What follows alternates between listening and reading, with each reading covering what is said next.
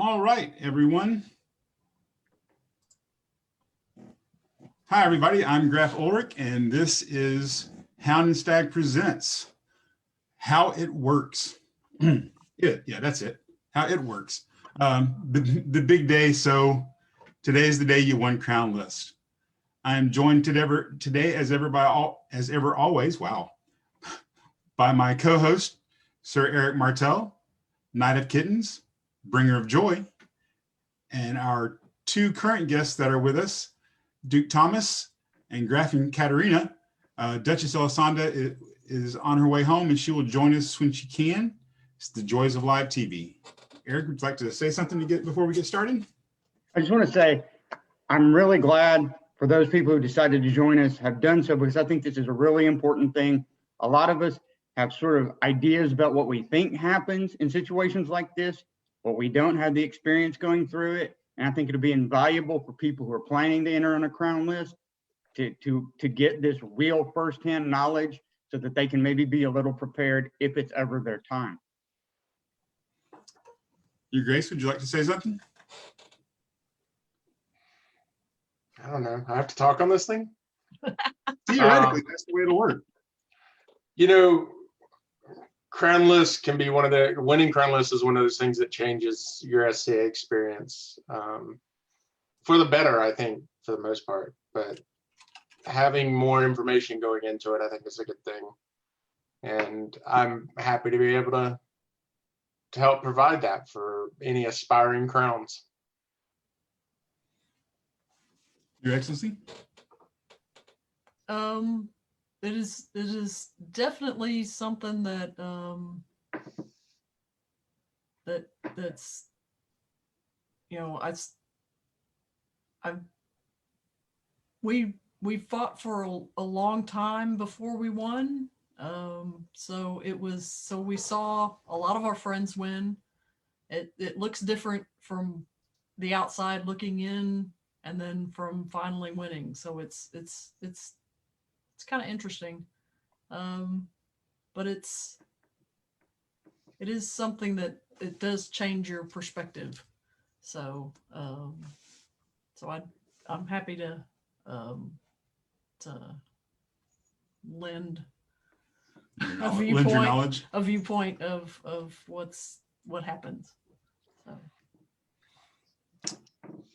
Awesome.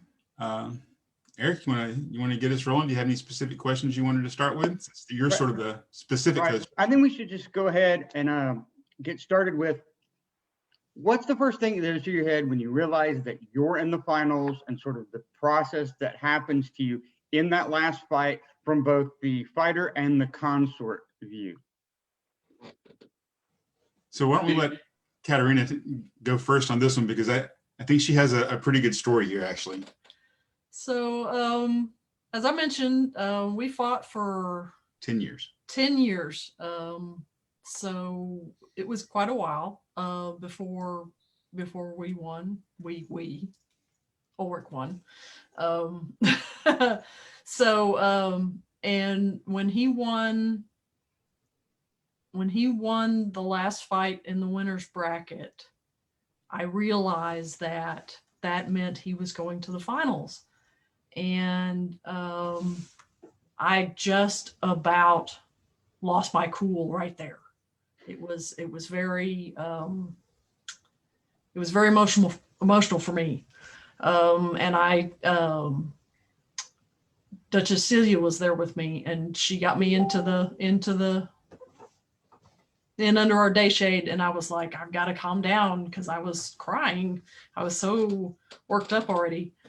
And I was like, I've got to calm down. He can't see me like this. If he sees me like this, it's gonna mess him up. And so I had to calm down and get myself back under control, because that's not something that would have been good for him. And I had never mentioned it until today that's what had happened. So for me, that was very emotional for me, because that was the first time he'd made it to finals, was that crown. So I was, for my part, I just found that out. I didn't actually realize that I was in the finals, in the final of the winners bracket, until I started walking out there to fight that bout. And Duke Casper looked at me and said, "Win this, and you're you're in the finals." I was Because Caspar doesn't like you. right. And I was like, well, what? So, which was odd because Duke Thomas and I had to do the same thing. We run the list in our heads as we go. And that was one of the first days that I didn't do that. I just worried about who I was fighting when they called me. So for me, when the finals were announced, because I didn't know any of this, they covered all of that.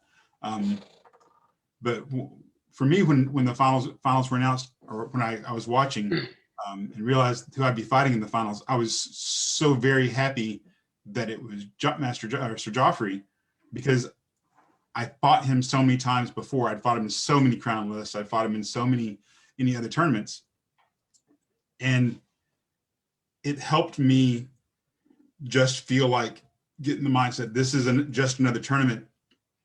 As far as my opponent went, I didn't have to try and figure out special things that he did or anything new. He was a known quantity in that Joffrey fights just like Joffrey. Joffrey only fights like Joffrey, so I could only focus on him and what it was that he would do in the fight and me reacting to that. You, Grace? So Ulrich and I are very contemporary. We started fighting crownless about the same time. We won our crownless about the same time. And we both grew up with being taught that you had to be super worried about crownless and that you had to take your time and rest the week and not change anything and drink a lot of water and all this and all that. And I think leading up to winning crown, I kept getting in my head, I had a mental issue. The first crown list I won was the first one where I just didn't care. I didn't worry. And let me tell you something. Duke Baru has the exact opposite point of view on this. This is a very individual thing. But I didn't realize I was in the finals. I wasn't paying any attention. The first crown list I won was very chaotic because they had to move it indoors at the last minute. So I was just relaxed. And a friend of mine said, yeah, I knew you were going to win because you were the only person just chill on the sidelines. And I was, and I didn't realize that I was in the finals until I got out there and they said, hey, this is for, they started announcing it. So I think having my my head in the sand a bit helped a lot with that. And I think that when I won my second one, I knew I was going into the finals, but I'd also already had the experience of being there, so I wasn't stressed out about it. So to your point, the very first crown list that we ever fought in, we stayed on site, and it was miserable. We had it was 85 degrees in the cabin. There were, we got there super late. It was in the armpit of Louisiana, and it was just an awful experience. So from that point until the one that we won, we never stayed on site again. And then the one that we won, I broke all of the be careful rules that I had before. I fought in a tournament the week before. I went to practice that week just like normal. I stayed on site. I camped. I stayed up till 2 a.m. drinking with Elon, which is never a good idea. And that was just, that was just the way it is. Oh, wait, Elisenda's joining us. Yay. To your point, Ulrich, the 2 crown lists I won, we camped at both events. Yep. There's Hi, Duchess. Elisenda, can you hear us yet? Apparently not. And all the fun of a live show that you get. But if she joins us, we'll let her answer this question on the. Can you hear us yet? I can hear you now. Sorry about that. Awesome. No, that's fine. That's fine. So hi everyone. This is Duchess Elisenda. She reigned with His Grace Thomas twice. You want to say hello? Tell them a little bit about yourselves, and then we'll catch you up. Okay. I don't know. I have cats. This is Minerva. She's glad to be the center of attention.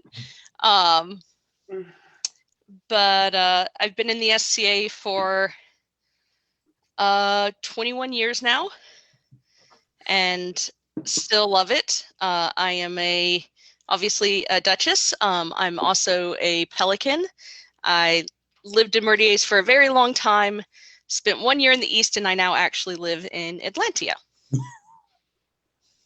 Well, welcome to the show. I don't think the rest of us did that kind of introduction, by the way. Oh, Erik and I did on No, I was asking if they wanted us to do that kind of introduction. You can. Erik and I, like I said, Erik and I did it on the intro show, so that we didn't have to do that every show for us. Everybody knows who Thomas is. I mean, that's St. Thomas of the many meetings. That's fair. You want to repeat the question for Duchess Elisenda, Erik? I do. So what we're speaking of currently is you're in your case, the fighter you're the consort for has just made it into the finals. What are you thinking, and just sort of what's going through your head right before and during the fight? So for one thing that was very, very surprising, I was crazy filled with nervous energy, like was literally shaking. I was so filled with basically adrenaline, which I didn't expect. And part of it was, oh, wow, I hope he wins. Part of it was, oh, wow, what if he wins? It was a lot of excitement. It was a lot of mostly just excitement at that point in time. Pride for how well he was doing and that sort of stuff. There was a bit of an oddity with the first Crown list I won because I ended up fighting her sister's boyfriend in the finals. So that was also a little odd. That was kind of entertaining. Okay, so now you've proven victorious. And most of the people who can see from the sidelines, they see the very heartfelt interactions between the fighter and consort. But then there's a bit of speaking between the fighter, consort, and monarchs that most people never get to hear. So exactly what happens at that point after the very touching moment, what happens then? So for the first one that Thomas won, his friend comes out on the field and tries to take his head off. Literally. Erik came up behind me and tried to pull my helmet off, which was nice, and I appreciated it so that I could say hi to my consort. But my chin strap was still on my chin at the time, so he just about pulled my head off. I think you greet your consort and you say some private words between each other, and the crown comes out.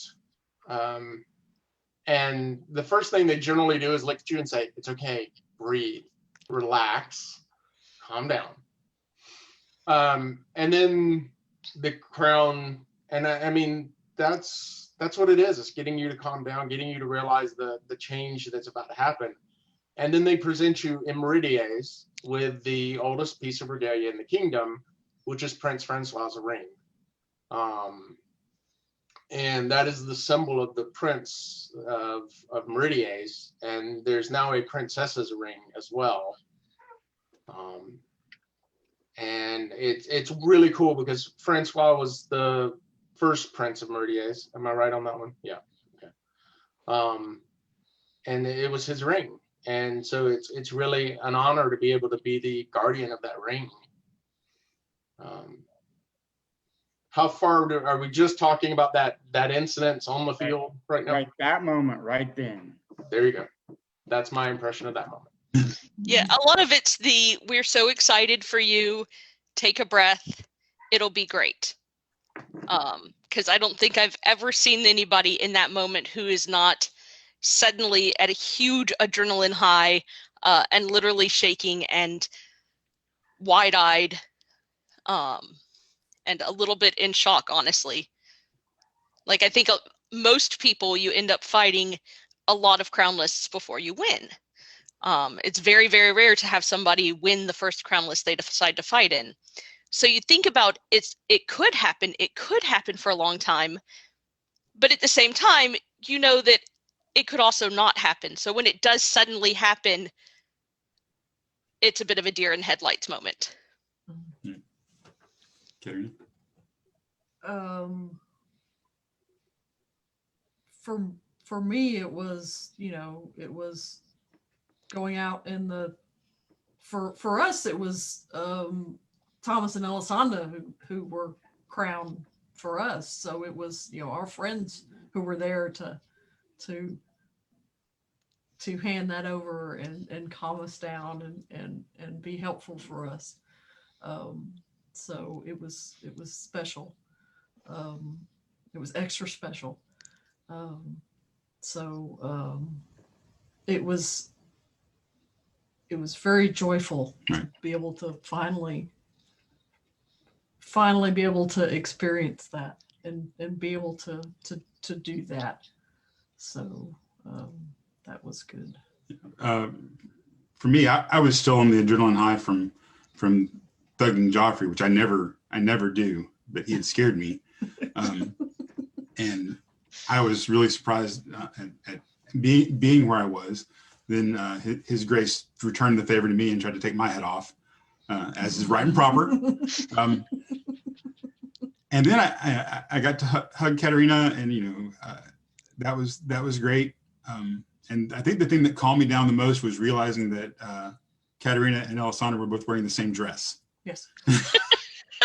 That was actually kind of funny. I was like, "Oh, cool! You're wearing the same dress." That was the thing that brought me Just down. that tone of voice too.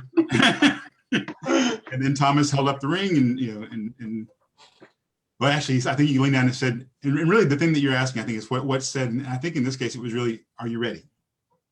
Are you both ready?" Yeah. And to this day, one of the coolest things I ever did in the SCA was get to give that ring to Ulrich. That's awesome. So I know after that, there's a receiving line, but I've sort of noticed that some stuff happens while you're in that very, very long receiving line. So maybe for people who don't know, what all is going on aside from meeting all the well-wishers? I mean, okay, so it is not a receiving line, it's a receiving amoeba. Just saying.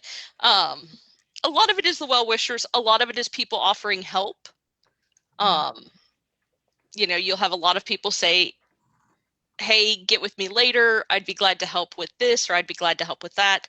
I will say, as exciting and wonderful it is to have people say, "I'd love to help you with this," at that point in time is a terrible time to offer help.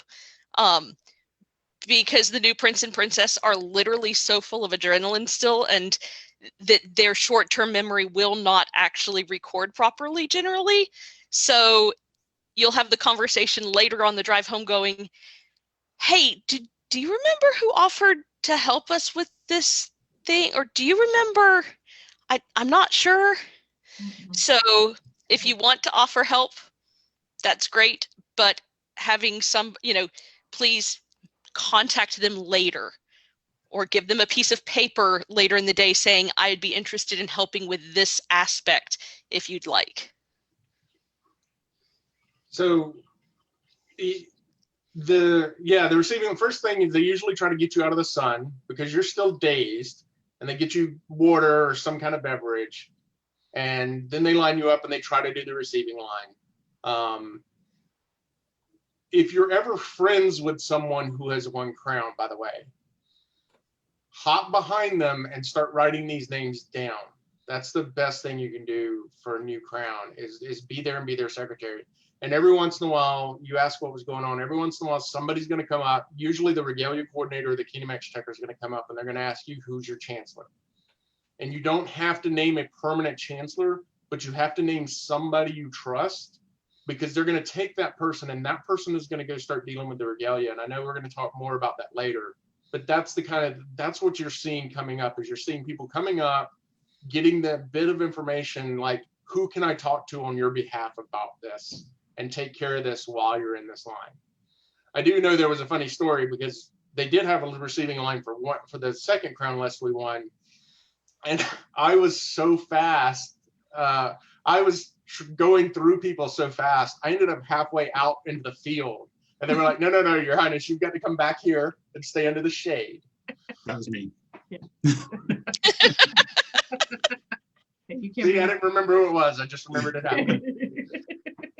So the thing that I always say is, because as we were walking back to the receiving line, His Grace looked at me and said, "Do you have a chancellor?" And I made some kind of odd, vague motion towards Caspar, I think, at the time. So that goes to exactly what he said. But my advice on that one thing, and that was my mental place where it was, I'm going to paraphrase the West Wing here for a second. And if you've got a best friend, and that best friend will call you on your bullshit, and you will listen to that best friend when they call you on your bullshit, that's your chancellor. So get that person with you, and they're going to take those notes like His Grace said. And if you're lucky, the crown squire will bring you a quart. They'll find your mug and they'll bring you a quart of ice cold chocolate milk, which is the absolute best thing right after a tournament. And that was my experience in the receiving line. And that's literally all. My squares are better than your squares. I'm just saying. All I remember from the receiving line. I never got chocolate milk. The question about the chancellor, and I remember at the very end of the receiving line was the Kingdom Seneschal and the Exchequer with a copy of Kingdom Law and the financial policy. That way we couldn't say we didn't have that at any point later on in our reign. That's pretty clever. Yeah, I didn't get chocolate milk. I'm sorry, I didn't get chocolate milk. Seth handed me a Miller Lite the second time I won crown. Oh, I won. sorry. Yep. Yeah. I'm sorry, Katerina. I really did not mean to talk over you. That's all right. I remember, getting pulled back into the shade and hugs and congratulations and somebody handed me something to drink, but not much other than that. Most of that day was a blur, really. Can imagine. Yeah. So after the receiving line sort of dissipates and people start going their separate ways, most of us who've been to more than a crown list or two notice that the new heirs vanish. And this is where most conspiracy theories occur. No. That's fair. But it does happen. So where are you going? Hopefully we're going for a quick shower and change, because we've just fought, currently, and the current regular thing in Meridies is we have a 2 out of 3 double elimination, 2 out of 3, which makes for a long crown list. So you probably just fought for 2.5, 3 hours, and so you're hot and sweaty. And if you have time, you're hopeful that you'll go off and get a shower and a quick change into some regular garb. That is rarely ever the case. For the champion, it's usually you leave with the sovereign and go off to do the first on crown list day. Usually Order of High Merit meetings start then, and the consorts all leave with the queen, or leave with the queen and all the lovely ladies of the rose and the diamonds, and they go off and do the rose tea. Right. Yeah, my first time I was being escorted to the rose tea, and someone realized I was wearing my protege belt. So then I switched my belt with Man-at-Arms Cisco, so that I would have a plain black belt, because the queen should not be, or the princess should not be wearing a belt showing that she is in fealty to someone else, because that's just not how it's supposed to work. And then you go to the rose tea. The rose tea, I think, is actually, it's something that is not done in a lot of kingdoms. I don't know of anywhere else that does it exactly like Meridies. And it is, I think, a really fabulous resource for the princesses, because it's where all the previous female royalty, or all the previous consorts rather, Meridies hasn't had any male consorts yet, but someday hopefully they will. But everybody tells you their experience and gives you advice and sort of goes over what's going on with you. You also get a chance to sit and have something to drink and have something to eat, and usually take food to the next meeting that the prince is already at. Yeah, been to several rose teas since the first one that I sat in as princess, where there's lots of advice given back and forth. In Meridies, it's traditional to invite any viscountesses that are on site as well as the roses that are there. So that gives a little bit extra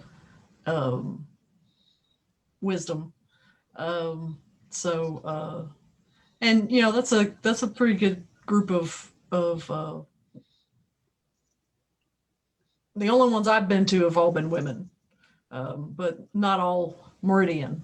So, you know, we've got some women who've come in from out of kingdom. So you get all kinds of viewpoints.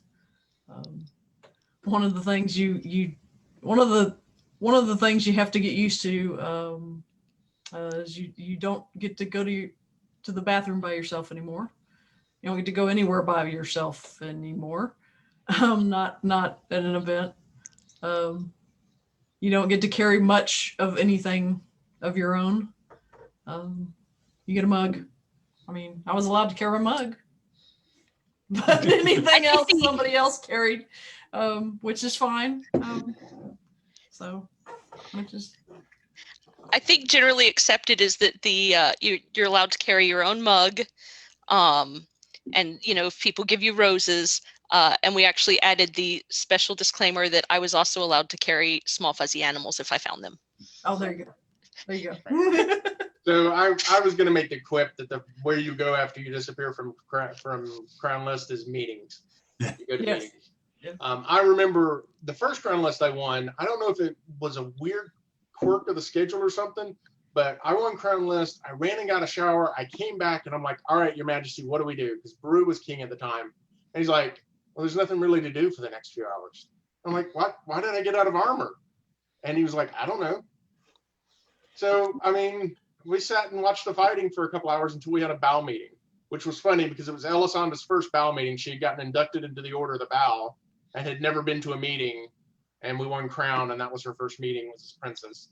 I do remember one of the first things we got to is we started hearing about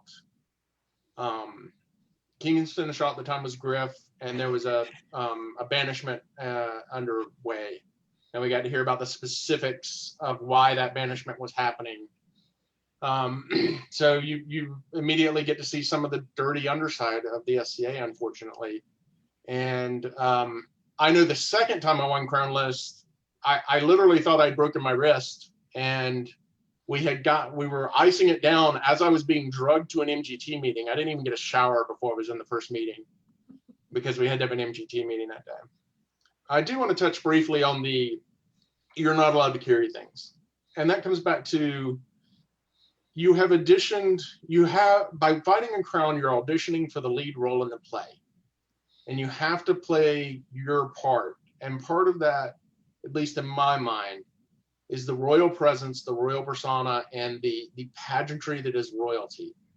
And yeah, I know there's nobody, if Her Excellency or Her Grace had said, no, I'm carrying this table, nobody's gonna, nobody should grab it out of their hands.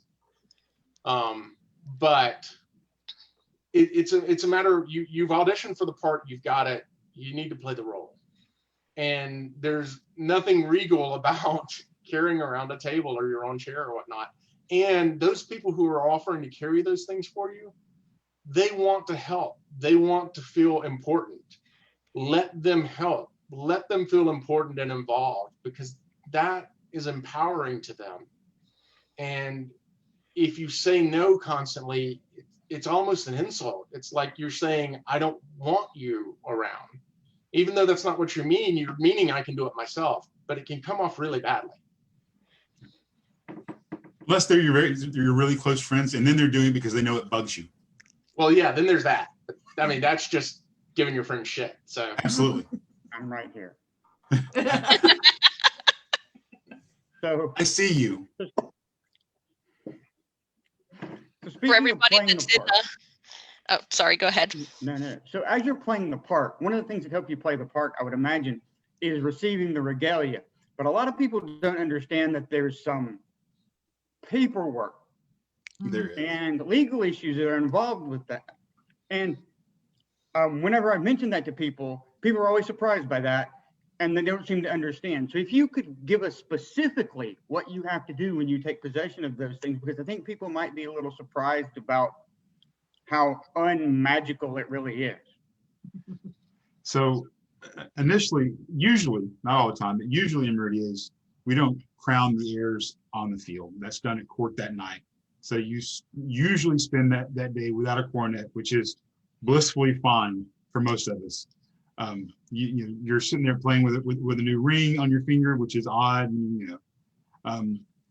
but hopefully you had a chancellor earlier on in the day, and after the receiving line, and while you were getting your shower, that chancellor or whoever it happens to be, just that person for the day, worked with the exchequer and the regalia coordinator, and picked out some of the things for you to sign out.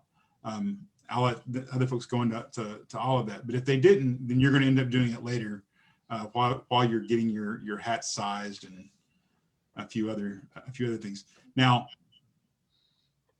if you're lucky like us, you happen to have the prince's thrones at your house anyway. You didn't bring them with you to the event, because that would be a bit presumptive. But you did play Xbox in the night before you left. I think that deserves some explanation. At that time, the princess thrones were privately owned by Erik and Katerina. They had been sold out of service, and it was our favorite thrones when we found we were getting rid of them. So I got the chance to buy just the prince's throne from Sir Grifin, who had bought them, and I'd set it up in the game room, and I was using it to play Xbox on because it was mine. So we didn't have to sign those out. But Sir Griff went ahead and sold me at that time after we won. He sold me the other heir's throne, and then gifted us the crown's thrones later on, and then eventually gave them to him. Then I believe we gave them back to the kingdom. Yeah. But anyway, that's the explanation for that. But it's a wonderful little story. I like to chip in there. Do you have anything on that one? The paperwork that's signed is used to try and get across the fact that this regalia is owned by the kingdom, and that you're just, it's being put into your care, and you're expected to take care of it and not be negligent with it. So you're expected to turn it back basically in the same shape that you received it in. You're not supposed to tear it up or just, leave it on the side of the road or whatever. They expect you to return this regalia back to the kingdom.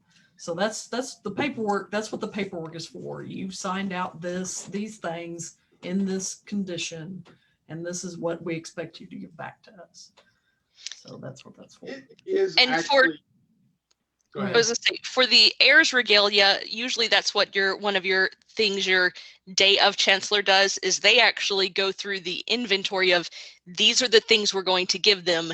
This is the state that they're in, and your chancellor says, okay, these are the things they're giving you. This is the state it's in, and then you just sign it. For the crown stuff, when that passes over, you actually have time and you go through it all yourselves. But for the heirs, that's one of those things that sort of happens in the background while you're getting greeted and going to lots of meetings. Yeah, usually your day of chancellor's going through the trailer to going through all the regalia while you're in the receiving line, and then at some point the regalia coordinator will come up and with the piece of paper, and it is actually a lease. I know at least for both of our reigns, we had to pay $1 to lease the royal regalia, and you are responsible for any damage that's done to the regalia through negligence or mistreatment. I mean, the kingdom's not going to come after you if something happens, and it just happens. But if you leave the thrones in the bed of your pickup truck and let them get rained on, or if you wear a crown in your belt and damage it, you're technically on the hook for the damage done to that regalia. And some people may not realize it, but things like the handmade wooden thrones and the crowns are pretty expensive actually for the kingdom to get. Yeah, thousands of dollars. I mean, we're talking about thousands of dollars. Now, there's a set of crowns in Ancior that are $25,000. I think that personally, I think that's a bit excessive, and we don't have anything close to that. But we're talking at least 4 figures for the high end regalia that we have. Right. It's not cheap. No one's going to be super upset if you break a mug. That kind of stuff happens. Now, if you're just constantly breaking mugs over and over, we're going to get you a Moscow Mule mug or something that you can carry everywhere except for court. But if you're it's little things like that, that's going to happen. But like as Grace said, if you're hauling your thrones to an event in an open bed pickup truck without covering them because you were negligent, that's a different thing. That makes sense. So while you're doing all of this, you made mention like someone, perhaps your chancellor or a trusted friend, would be going through and pulling the things out that you would want immediately and then getting you to sign for them. What are the other things that are happening while you are in these meetings by like your friends and your chancellor or your day chancellor, such as dealing with your setup? For us, I came out of the first one we went into, I think, was the Sable Sword meeting, and the last one we came out of was the mob meeting. I came out of the mob meeting, and all of my entire day shade setup was broken down and put away somewhere. And if you knew me at the time, you knew that made me twitch on so many different levels. But I had a Wolfgang, so. What do you mean at the time? I got better. I'm much better about it. He's a little bit better about it. Yeah. Much better. Yeah. Our the first one we won was at a site that had torrential rains, and the fighting field had flooded, like standing water pond level flooded. So everything, instead of having the lovely pageantry and the day shade and the setup, everything was inside the gym with like tables on their sides as the list field demarcation. So we didn't really have a setup. Like, we had a box that we had brought in and we're sitting on, I think, and maybe one chair. And that's it. But the second time we had more than that. Yeah, I don't remember. I'm assuming the second time your squires made it happen. I honestly don't remember. Yeah, I mean, the second time we had the full day shade set up and everything, but we also had, Wolfgang was there, Cisco was there, Robert was there, Serafina was there. We also had the remnants of our first entourage around. Right. So mostly what happened was our friends sat under our day shade and drank while we went to a bunch of meetings. And then tore everything down for us. Yeah. But I think it got torn down Saturday or Sunday though. That's what's going on while you're in these meetings, and at least it's kind of expected on the crownless day that the crown's entourage is going to lend a lot of hand to the heirs because they're not set up yet.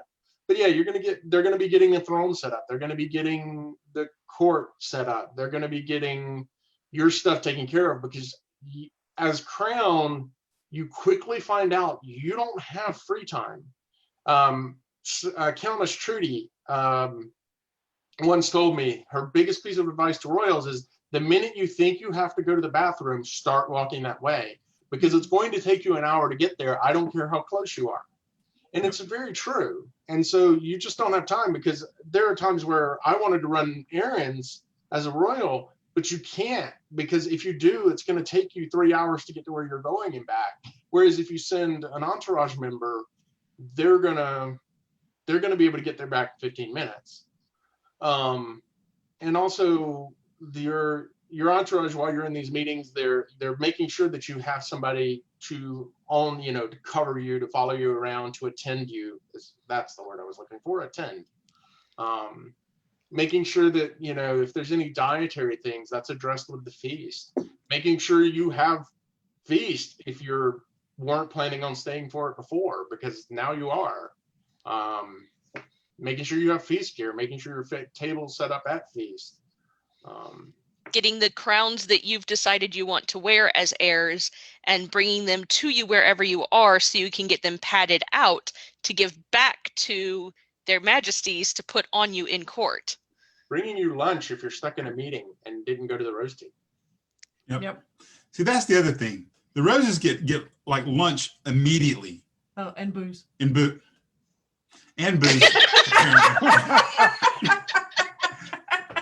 We get hauled off to a meeting, and by 15 minutes into the meeting, when you're up front, you're like, I need booze and some food because I haven't eaten. But yeah, absolutely, every bit of that. And to go to His Grace's point about taking an hour to go to the bathroom, Her Excellency pointed out a minute ago about not going to the bathroom long, and you think it's a joke. But there's few more things annoying than being indisposed and someone taking that moment to realize they have you pinned and are going to talk to you about something. They're going to talk to you about something. Hey, I'm so glad to see that you won. Have you considered? Nope, I'm only considering this right now. And I really wish, because what you want to say, and I really wish you'd just go away. But what you say is, if you'll wait outside for me, I'll happily talk to you about this in just a few minutes. That is unfortunate. So if you have good retinue, they will stop them at the outside of the door. If you have retinue with you, they will say, "Hold on a minute. They're His Majesty, Her Majesty, their Highnesses, whatever, are indisposed for a second. If you'll give them a minute, they'll be right out." So, on that note. An unfortunate note. What was your first court prep like? So I remember, as Her Grace mentioned, getting fitted for the crown that we chose. I cannot remember the lady's name who does the braiding, the hair braiding. I don't remember her name, but she is amazing. She is amazing. She came Kirsten? Are you thinking of Katya the Forthright? Terrence? Yeah. Yeah. Catherine Meadows is her mundane name. Yeah. She'd come in to do your hair, I think, and then she did mine that day. And she braided my hair for me, and I remember that. And then I remember just kind of standing around in a daze waiting for court to happen in the royal cabin because there wasn't really anything else for me to do. Yeah, on the upside, the court prep is really out of the heir's hands. We're just going to go up, and get these cool hats put on us.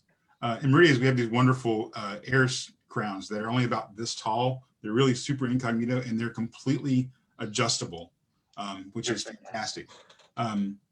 But yeah, the great part about court prep is that's what you're getting. You're getting your crowns fitted, your cornets fitted. You're getting you're getting to see what court prep is like for the first time if you've not experienced it before in a retinue, and sometimes you're getting read in on some things that are going on in the kingdom by the over on the side by the kingdom seneschal or the exchequer or ANS or whoever it happens to be at the time. Right. So your first court, that's got to be a big deal, right? Like as the heir, that's got to like sort of like one of those special moments we talk about in the SCA, right?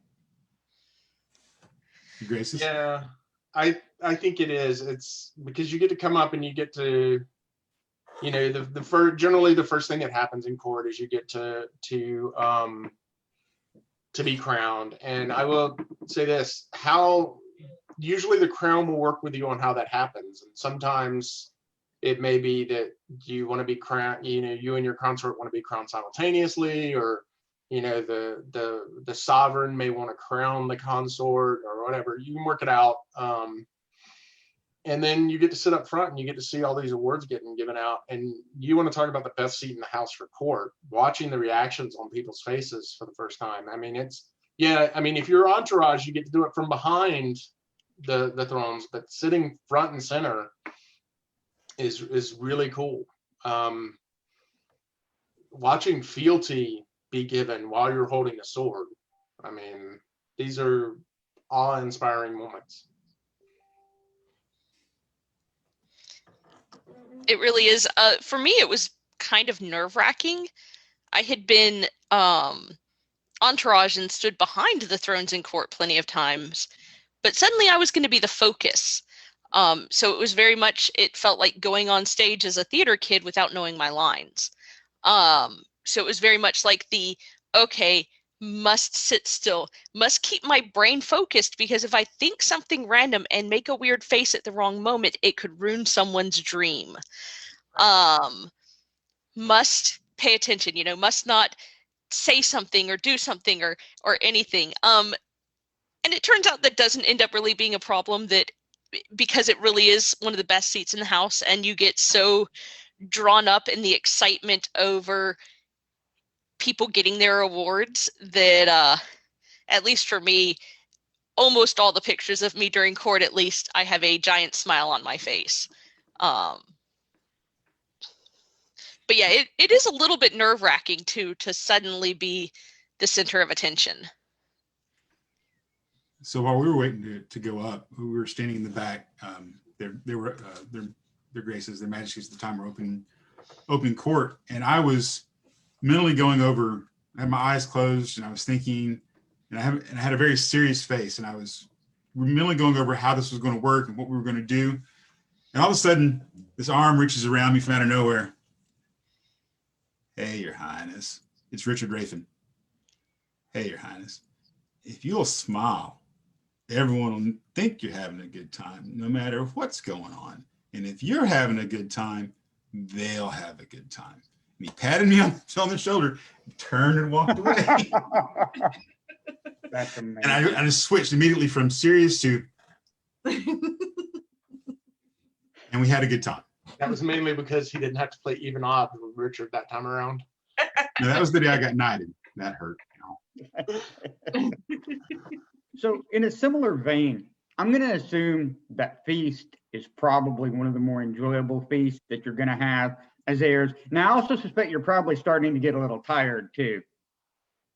But that had to have been something, that first feast, right? You know, I don't remember that feast at all. I remember court.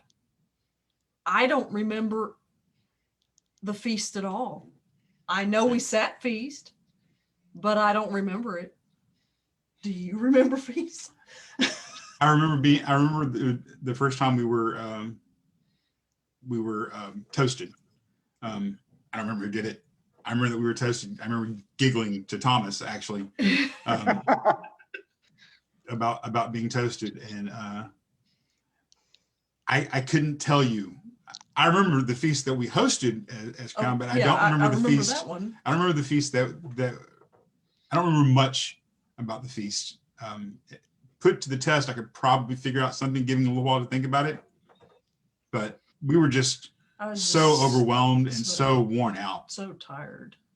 Because Yeah. at that point, we hadn't stopped going since before the tournament. The only thing I remember about that first feast is whoever was sitting next to me on the side that wasn't Thomas, they started doing the toasting, and they said, and to the to the heirs, and it was Thomas and Oh no. Elisenda, which That was was really ordered, funny by the way. because it was my brother-in-law. Your brother-in-law at the time. But you get so used to it that you toast, and whoever was sitting on the other side of me goes, "You don't toast yourself," and I went, "Oh," and dropped my cup really quickly. So pretty much the exact same thing. The first feast, I remember we're sitting there, and I'm sitting there at court, and he had to be waiting on it, but they raise the toast to Thomas, and I start to lift my hand, and Baruch just reaches over and puts his hand on my arm, and stops me, and he says, "You don't toast yourself." And I went, "Oh crap." He's like, "Yeah, it's okay. Everybody does it." Do the same for me. That's one of those habit things that you just don't think about. The other one is if people have done martial arts, it takes a few days to not bow back. Yep. When people bow to you. That makes sense. Never really thought about it, but it makes perfect sense. And your friends will run up to you just so they can bow to you and annoy you. Yes. And I got to say, alliteration was really hard on Elisenda, because everybody, for like the first 2 months we were crowned, everybody toasted to Thomas and Talina. I can see that.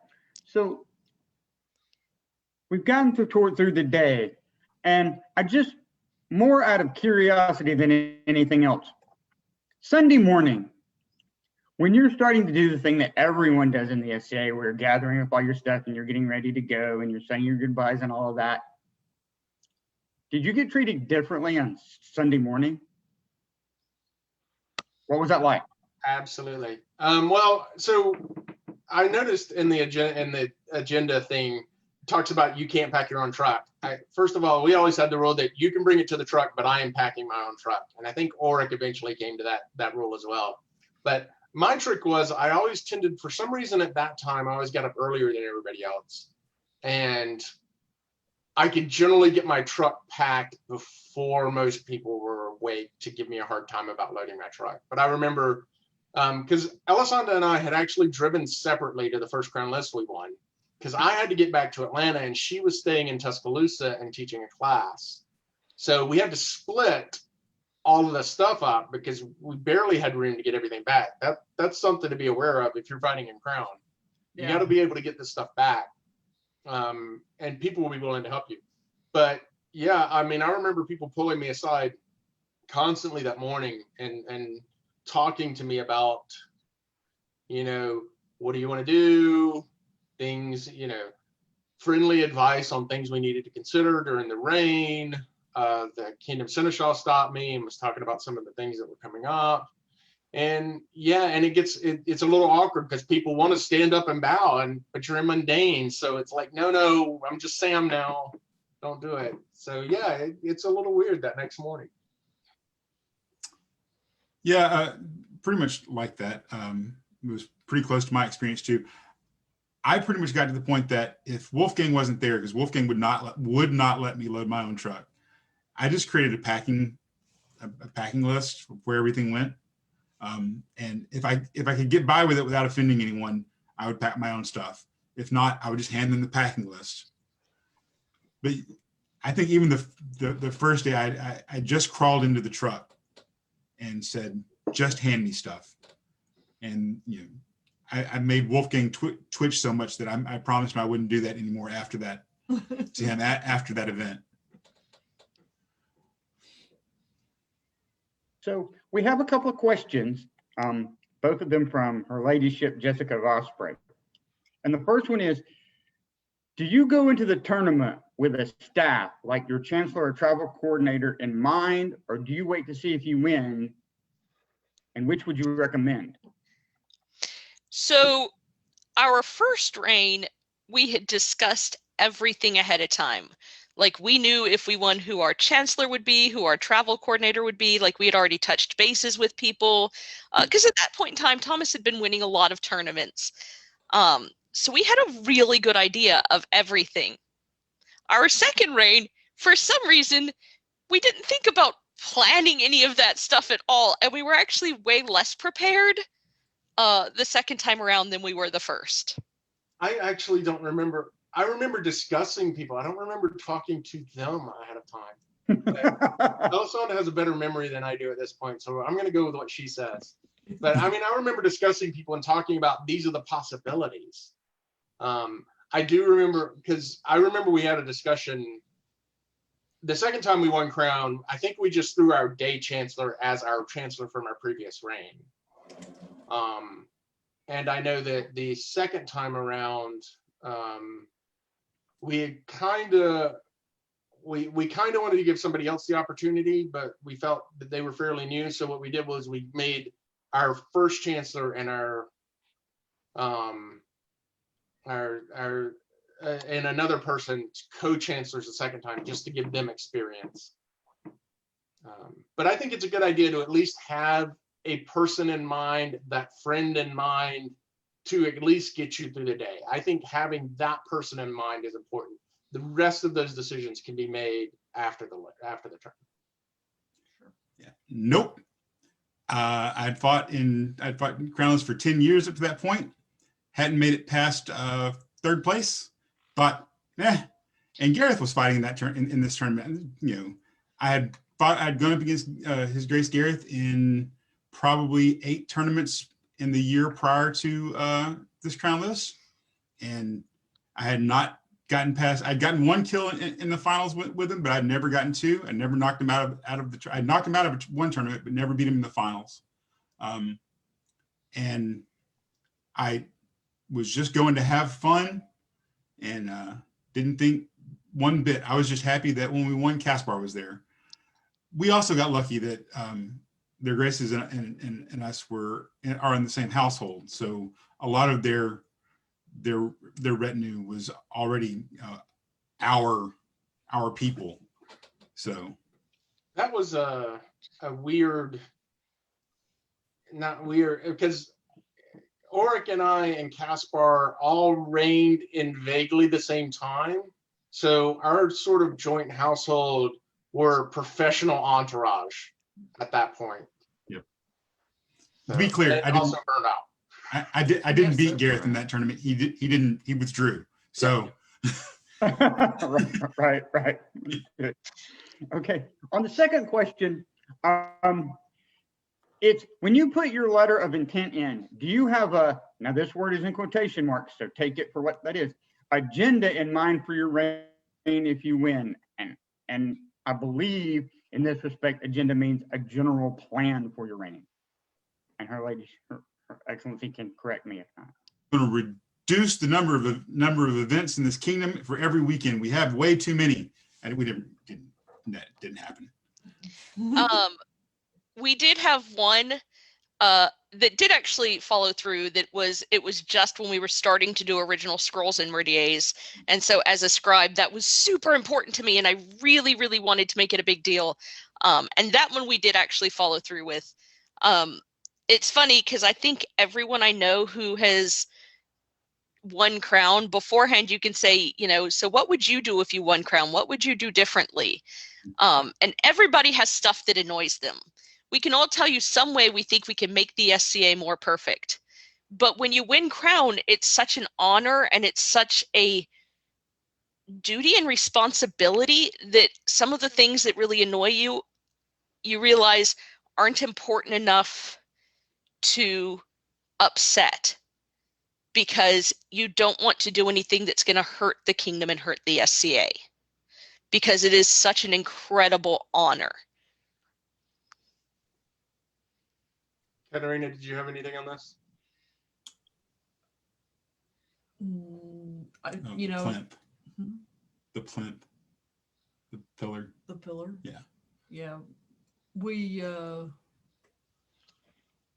wanted to get reactivate the well, it was the plinth. It was the plinth. It was the plinth at the time. At the time, but is now what's now the pillar, and we got that done while we were crowned. So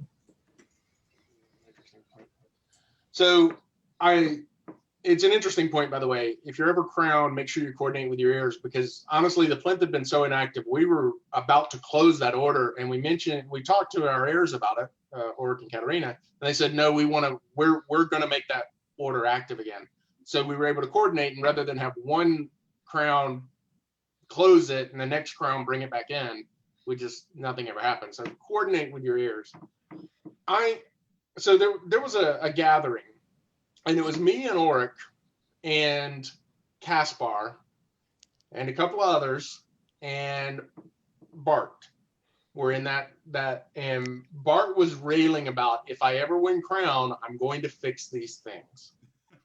And me and Erik and Caspar all kind of chuckled, and we said, and he was like, what? And we were like, you're not going to do it. You're not going to do it, because every one of us has started a reign with this pie in the sky. This is a pet peeve we have, and we're going to fix it. And every one of us changed our mind after we got in the job, because exactly what Elisenda said, you realize I may have a problem with an order, and I swear to God, I'm going to close that order. But my personal issues with an order or with this or that doesn't outweigh the value to the rest of the kingdom. And so that's what I've seen. Every time I've seen somebody go in with sort of a firebrand idea, they've eventually backed down when they realized it. And those that didn't, they got really tumultuous. And I think, again, it goes back to that. When you're crowned, yeah, you're crowned, but you're supposed to be leading an entire kingdom, and you have to consider what's best for that entire kingdom, not your own personal agenda. Excellent. So in the live feed, I know that the next thing on the idea is questions from the live feed. Fairness Side from Midrealm asks, so is it better to go in with no agenda? I don't know that it's necessarily better to go in with no agenda. But please understand, when we say agenda, we're not necessarily talking about what His Grace was mentioning, like we have this plan to fix this, but it's always good to go in with a plan. Having a plan is better than no plan. But have an idea, but realize that even though you think you know what's going to happen when you win, be willing to listen to the people who've been there before and take advice. The ability to take advice and not think that because you have the hat on, you know what's best. I know what's best for this kingdom. When if you're like us, if you're the 70th crowns and 70 other crowns or 69 other crowns didn't do that before you, there may be a reason why. Yeah, the ability and the willingness to listen to advice, I think, is one of the things that can make the difference between an okay crown and a great crown. I think one of the biggest things that somebody can do if you are wanting to win crown and be a good crown is care about all the different parts of the SCA and show people that you care. I think some of the most interesting and fun times that we had as crowns actually were maybe doing something outside of our normal bubble. And it makes a huge difference to people when you do. And it's really important, we ended up with entourage. We decided we wanted a really large entourage because we were going to be stupid active and travel half the known world. And we wanted to have friends afterwards. So we didn't want to just depend on a few friends. So we had a really big entourage, and we made a lot of really cool new friends that way. and it gave some people a chance to see things about the SCA that they may not have seen yet. And yeah, we had a lot of cool, different things. I think one of my archery champions, they did it with, it was actually double a limb where it was targets that fall over, kind of like the, ones that you see for modern shooting that explode. And it was super fun and exciting. And it ended up being like a lot of people watching and cheering, and it ended up being super, super fun. I don't know where I was going with that. Sorry, guys. Yeah, I love it because you brought up a good point. I think it's okay. So to answer the gentleman, Ulrich, who you just read out, it's okay to have an agenda of, I want to address this possible thing, but go into it with, I'm going to bring attention to this thing. I'm going to be there to fix it. Like Elisenda said, listen to advice, listen to what people think, because what you may think is a big issue is not, or there may be a better way of addressing it. So it's okay to have an agenda, just don't push your opinion through that agenda. All right, is everybody okay with another question? All right, so Her Majesty Ismay asks, for the roses, during the rose tea, what was the best piece of advice you received? Probably to the standard of make sure that whoever's with you carries around a little book to write things down in. When people give you things, or when they, somebody asks for something or offers help or whatever. That's probably the best one. That's a good one. The plan ahead to go to the bathroom was an important one because I had never thought about that one. That one's a really I need 5 minutes of your time, Your Majesty. The magic phrase. Oh, Elisenda. Oh, that's right. You should have a. I'm trying to think. What was it? There was something else that I was thinking of that was really good. I'm sorry. I was nervous about doing the job well. Because I do have a lot of anxieties that I try not to show and what have you, but especially like at that point in time, I had huge amounts of peer fear.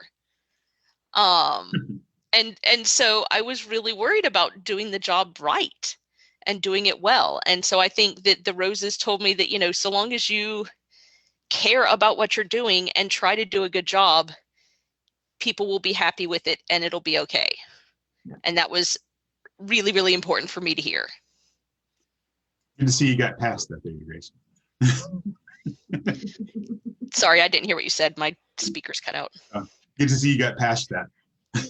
The pure fear. I still have it sometimes when I go to a kingdom where I don't know many people.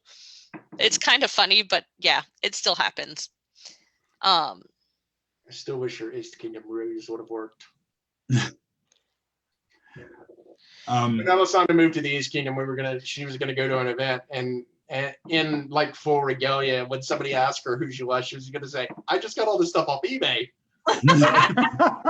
Unfortunately, she was recognized about 5 minutes after stepping on site. Oh. Yeah, that's the thing with being crowned. It's at any point, if your face goes into a booklet somewhere, someone somewhere in some odd portion of the world will recognize you. We got recognized in Washington, D.C., going through the gorilla enclosure at the National Zoo. Someone bowed to me in the middle of the National Zoo.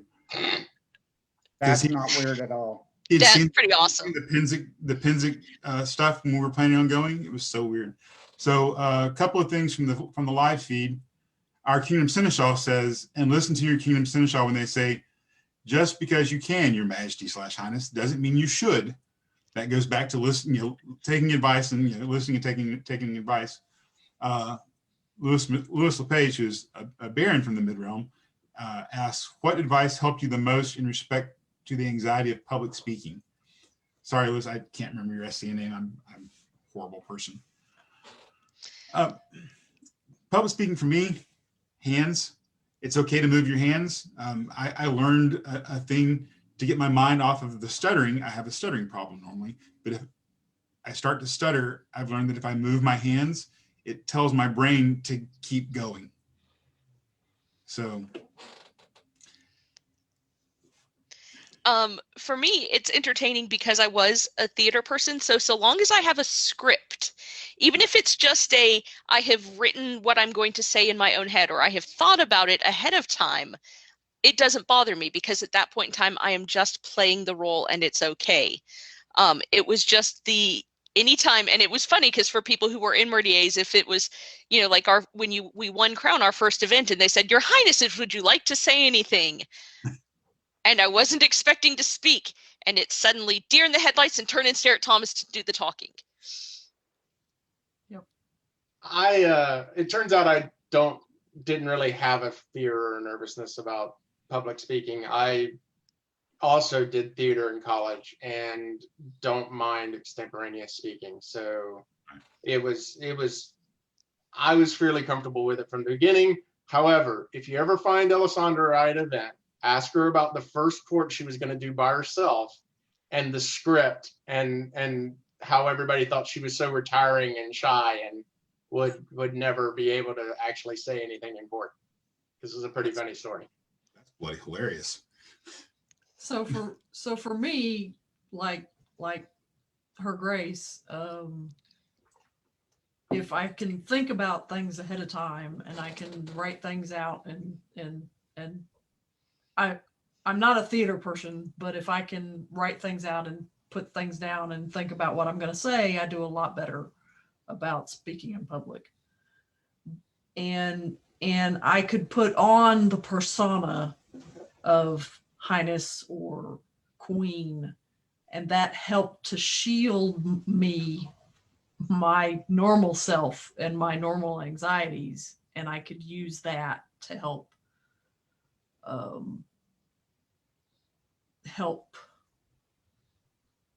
do the public speaking. So I could do, I guess it's like a part, right? It's, I'm playing a part. So as long as I was able to get my thoughts ahead of time and write them in front of me so that I could look at them, then I could do that sort of thing. It's like, if somebody came and said, "Hey, what do you think? Hey, Your Highness or Your Majesty, what do you think?" And I wasn't ready, that I had trouble with. But if I had time to think about it and write things out, then I could speak in front of a crowd.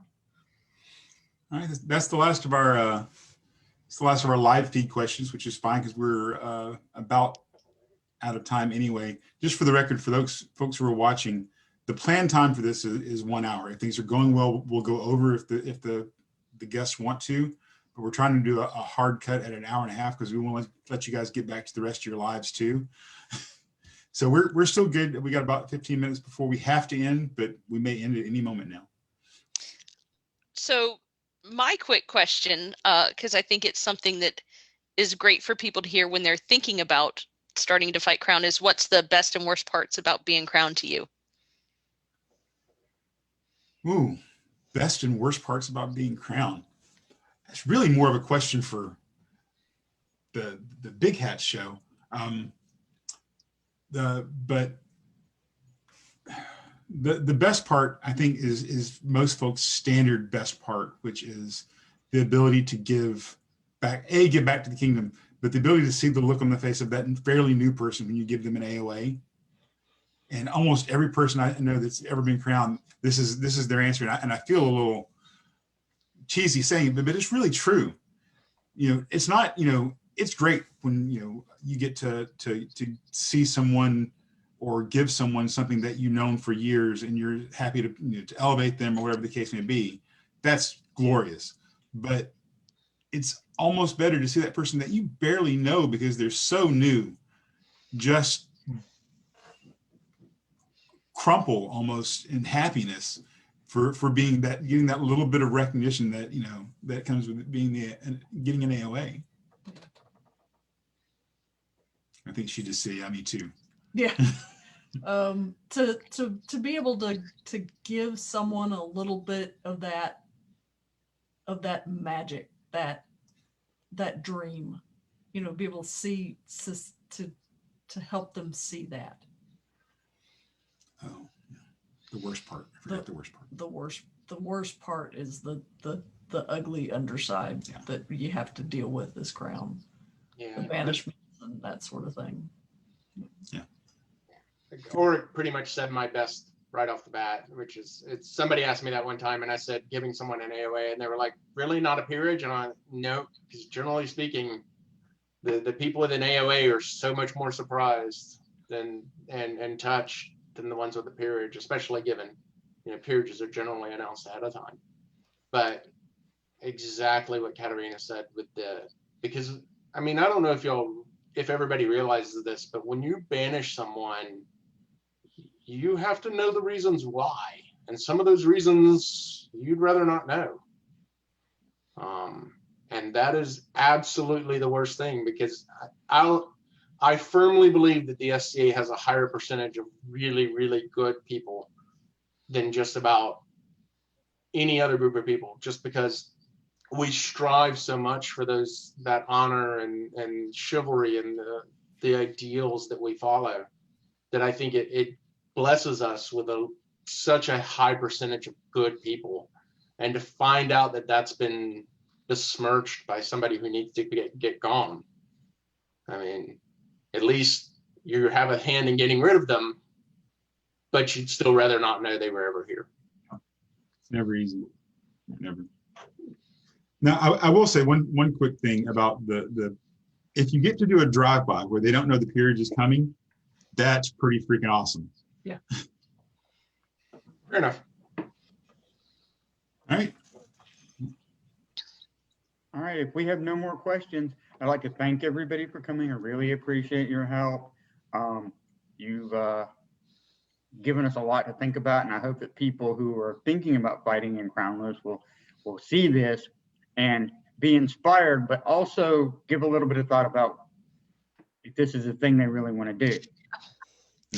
Yeah, I would actually put out a great suggestion to anyone who's interested in fighting Crownless. Try to serve on Entourage. Yeah. That, maybe start with local barony, or, if you're too afraid to talk to the prince and princess or the king and queen yourself, ask a local peer or somebody. Hey, I'm interested in fighting Crown. I would really like to see the other side of things, because I think that's actually one of the things that really helped Thomas and I and Ulrich and Katerina, that we had all been Entourage for people. So we already knew how to run court prep. We already knew a lot of the questions that have to be asked, of the Crown every single event. Like we had a pretty good idea.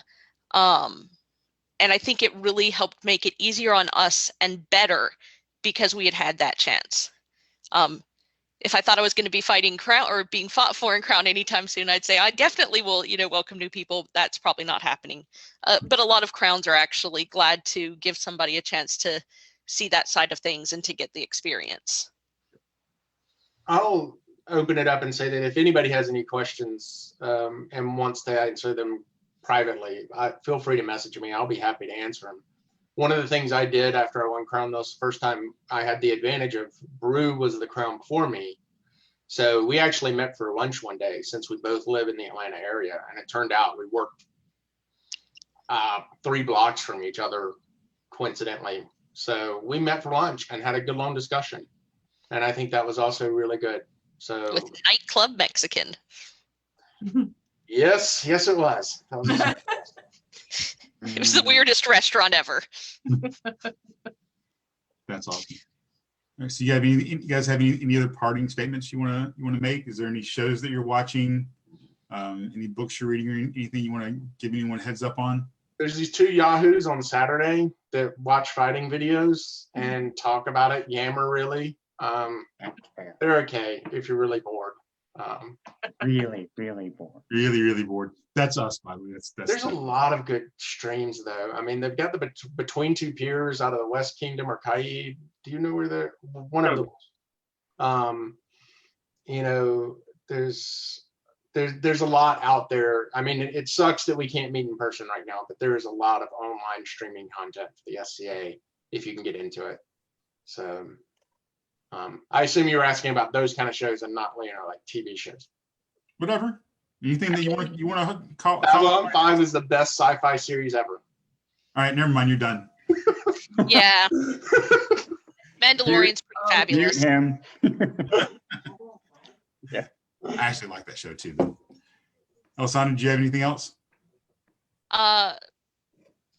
Not really SCA related. I don't do a whole lot of live streams.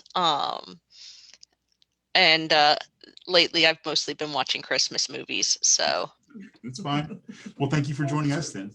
well, thank you. No, I don't think so. Thank you for having me. And the only one that I would add to off the top of my head, add to his Grace's call was watch Ask the Knights. They've got a good show. There's several other good shows too, but I'm not going to call them out all out tonight. I'll lose stuff for later on. What about you, Erik? You have anything you want to? I don't have any suggestions for you to watch. I just want to make sure that we thank Jessica Sheffield for our super snazzy splash screen. She's the best. All right, everyone. Go ahead. She's Go ahead, awesome. Grace. Good night, everybody. Good night. Night. It's good seeing everybody. It really was.